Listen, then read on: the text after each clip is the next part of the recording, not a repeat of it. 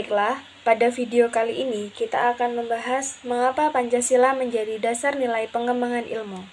Sejarah singkat Pancasila sebagai dasar pengembangan ilmu. Sejarah Pancasila sebagai dasar pengembangan ilmu belum banyak dibicarakan di awal kemerdekaan. Hal tersebut dikarenakan para pendiri negara, cerdik, cendekia, intelektual bangsa Indonesia pada masa itu mencurahkan tenaga dan pemikirannya untuk membangun bangsa dan negara. Para intelektual merangkap sebagai pejuang bangsa masih disibukkan pada upaya pembenahan dan penataan negara yang baru saja terbebas dari penjajahan. Aspek historis dari Pancasila sebagai dasar nilai pengembangan ilmu di Indonesia dapat ditelusuri dalam dokumen negara, yaitu pembukaan Undang-Undang Dasar Negara 1945, Alinea keempat pembukaan UUD 1945. Beberapa upaya yang dilakukan dalam rangka pengembangan Pancasila sebagai pengembangan ilmu pengetahuan. Sekitar 1980-an, ketika keadaan sudah mulai mendesak, terutama di perguruan tinggi yang mencetak kaum intelektual, telah mulai membicarakan hal tersebut. Pada tanggal 15 Oktober 1987, Universitas Gadjah Mada, Yogyakarta, menyelenggarakan seminar dengan tema Pancasila sebagai orientasi pengembangan ilmu, sebagaimana yang dikemukakan oleh Prof. Noto Negoro dengan konsep Pancasila yang merupakan pegangan dan pedoman dalam usaha ilmu pengetahuan untuk dipergunakan sebagai asas dan pendirian hidup, sebagai suatu pangkal sudut pandang dalam objek ilmu pengetahuan dan juga menjadi objek ilmu pengetahuan atau hal yang diselidiki. Penggunaan istilah asas dan pendirian hidup mengacu pada sikap dan pedoman yang menjadi rambu non-aktif dalam tindakan dan pengambilan keputusan ilmiah. Baiklah, materi selanjutnya yaitu Membangun argumen tentang dinamika dan tantangan Pancasila sebagai dasar nilai pengembangan ilmu.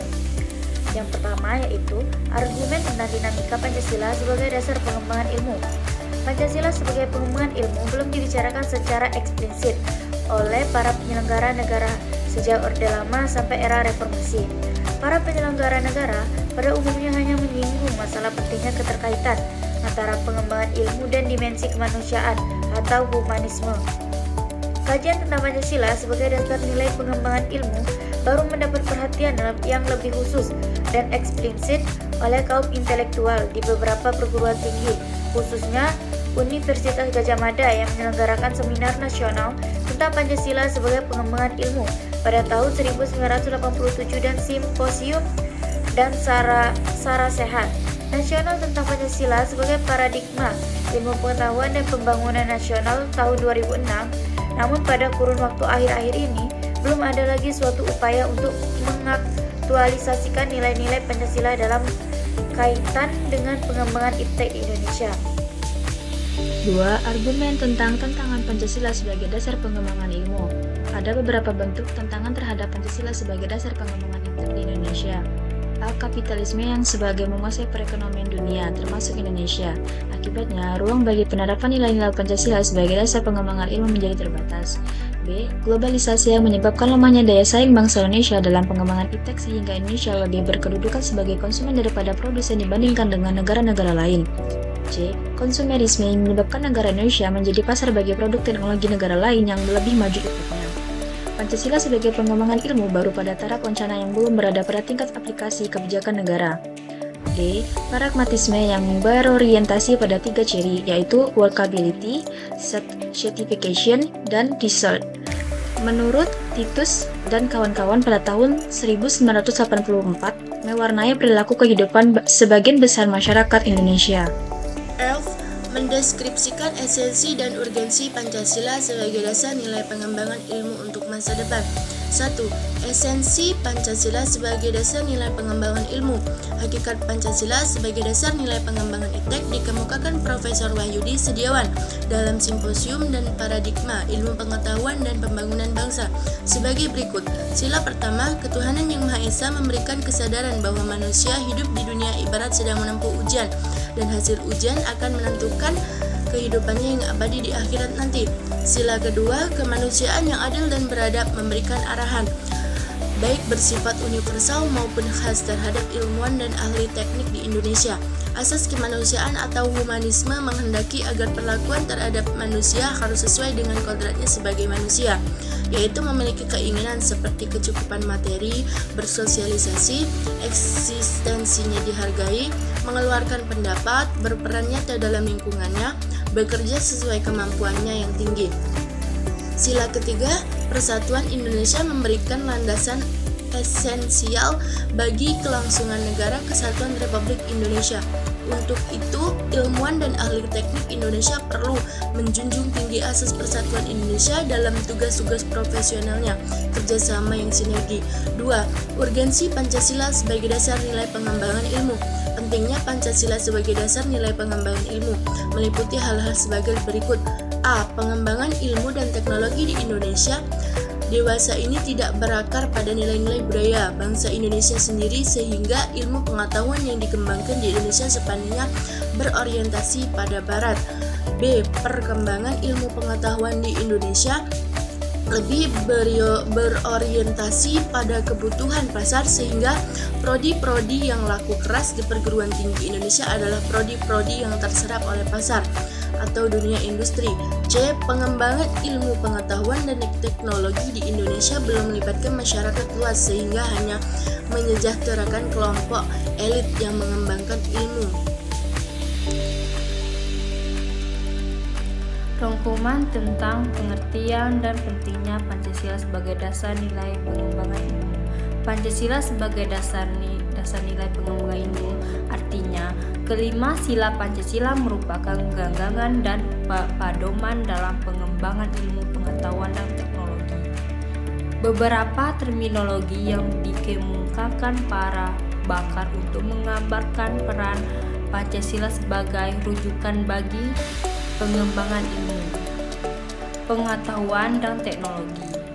Antara lain, Pancasila sebagai intelektual Petion Sofian Effendi, Pancasila sebagai common denominator Volues Muladi, Pancasila sebagai paradigma ilmu. Pentingnya Pancasila sebagai dasar nilai pengembangan ilmu bagi mahasiswa adalah untuk memperlihatkan peran Pancasila sebagai rambu normatif bagi pengembangan ilmu pengetahuan di Indonesia. Selain itu, pengembangan ilmu dan teknologi di Indonesia harus berakar pada budaya bangsa Indonesia itu sendiri dan melibatkan partisipasi masyarakat luas.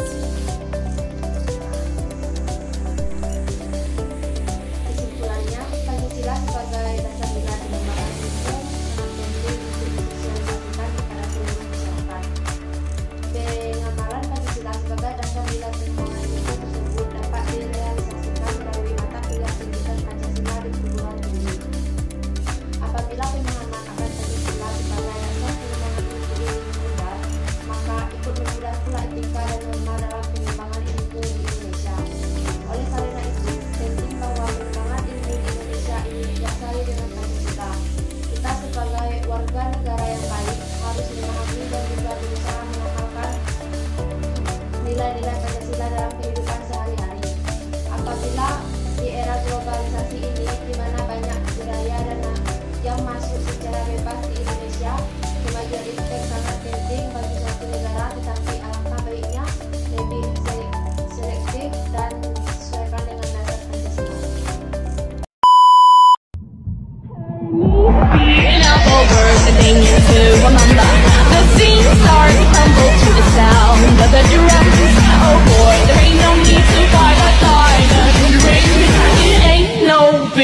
Just show her a little.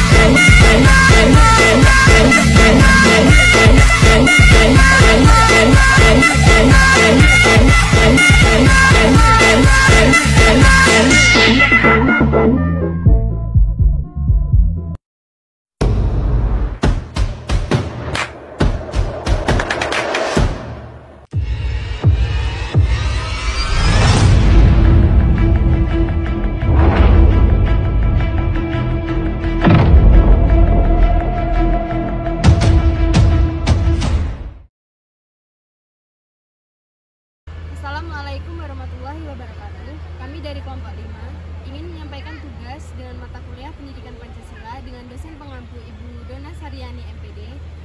Baiklah, di sini saya akan memperkenalkan anggota dari kelompok 5, yaitu dengan saya sendiri, Yevina Viana dengan NIM A1B123020. Dengan saya Suci Gracela dengan NIM A1B123045. Dengan saya Dela Delvida dengan NIM A1B123047. Dan saya sendiri Yomi Krisnasari dengan NIM A1B123048. Dengan saya Bekti Pengerti dengan NIM A1B123064. Dengan saya Fitri Dayanti dengan NIM A1B12070. Dengan saya Ayu Azahra dengan NIM A1B123072. Selamat menyaksikan.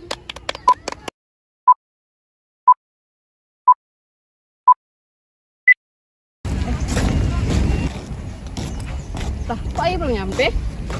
Tidak tahu ini jam berapa? Jam 2? 5. Jadi yuk. Kemarin pakai sepi dia sampai belum? Belum. Kenapa tuh? Tidak tahu kalau dia nyasar. Lah, bukannya sudah sesuai aplikasi? Ini dia tunggu lecah itu nah. Lihat apa? Muter-muter. Oh. Namanya nggak Ayu ya? Iya, udah datang. Sorry ya guys, aku telat. Macet loh. Dia macet ya, dia. Iya guys, macet. Tahu enggak? Kenapa? Ini belum sampai. Kok bisa? Ini apa namanya tuh kurirnya itu muter-muter. Kok itu ya? Nggak tahu, sekarang kan emang sampai kayak gitu. Gitu ya. Oh iya, iya Bekti. Ini boleh nyuruh enggak? Berapa? 500.000, boleh nggak? Oke, aja pinjam ya. Ayo, yuk. Ayo kawan ini. Nitip ya, Yam. Oke. Yam.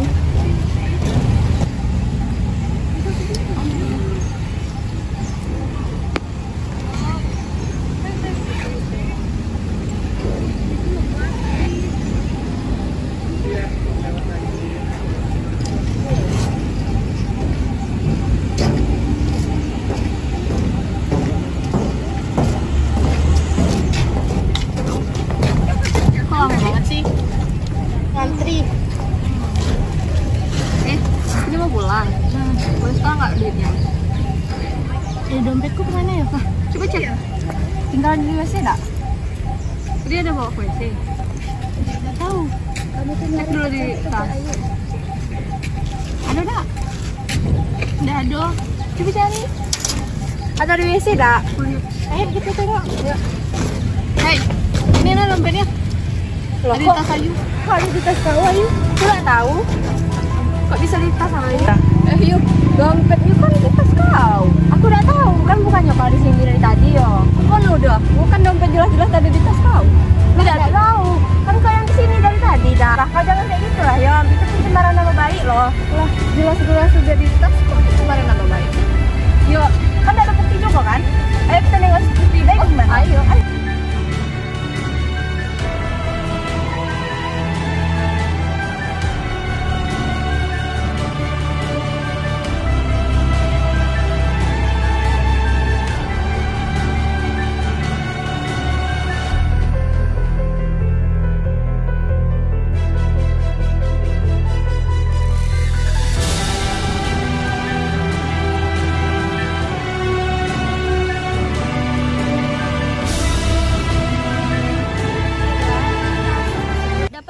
Pidana Pasal 45 Ayat 3 UU ITE 2016 yang berbunyi pencemaran nama baik secara umum akan diberi hukuman maksimal 6 bulan penjara. Sementara itu pencemaran nama baik dengan penistaan yang terbukti fitnah maksimal 3 tahun penjara. Apabila menggunakan media elektronik dan tersebar secara digital maksimal akan mendapatkan hukuman penjara 4 tahun.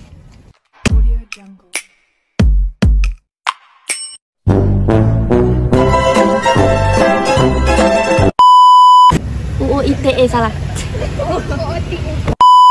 NIM A1. Masih aja.